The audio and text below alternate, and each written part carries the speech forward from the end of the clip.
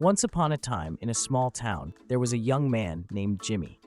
Jimmy was fascinated with learning new skills, and his latest obsession was mastering the art of whistling in a unique and funny way.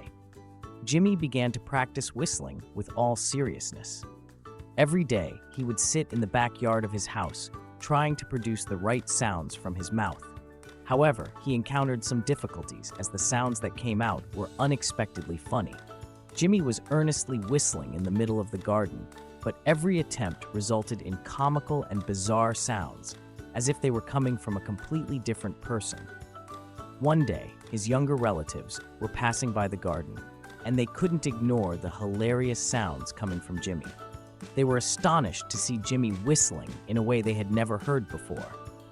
From that day on, Jimmy's whistles became the talk of the town, and he became known as the guy who whistles in a crazy way.